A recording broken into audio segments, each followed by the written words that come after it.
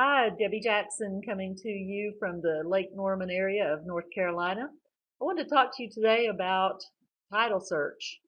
If you've bought a property lately, you may have been advised to pay for a title search.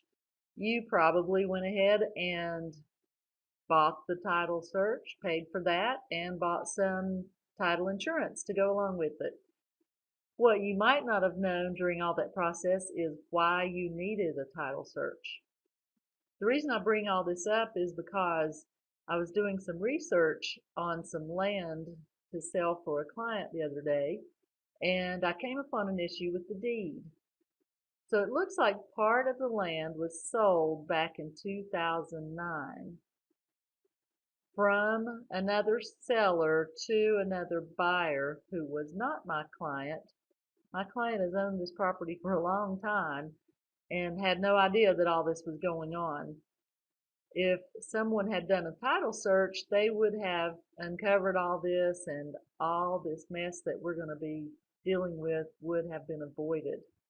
And so that prompted me to want to share with you what a title search actually does do for you. So what do they do in a title search? They will search for liens. They're going to do a search for unsatisfied judgments against the seller or the previous owners, and see if any of those judgments were in existence while they owned the title. They're going to look for any mechanics liens or federal tax liens, things like that that may be prior claims on the property. They're also going to search for bankruptcy and judgment proceedings against the current owner of the property.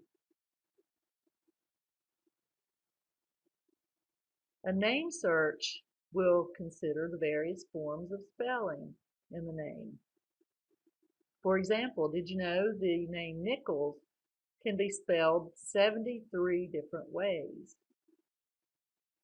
That's a lot of ways to spell one name, and they'll also check first names because, for example, the name John has 25 foreign forms.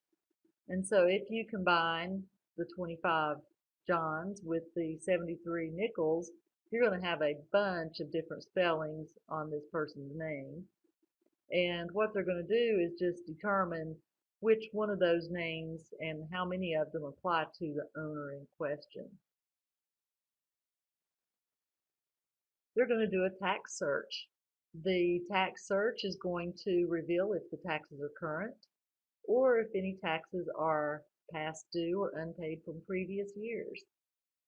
In addition, the tax search is going to indicate the existence of any special assessments against the land.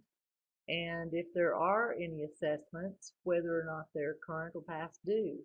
So it's pretty important to have that tax search done. Also, they will do a chain of title search. This is simply a history of the ownership of the property, and they're going to tell who bought it, who sold it, and when that happened.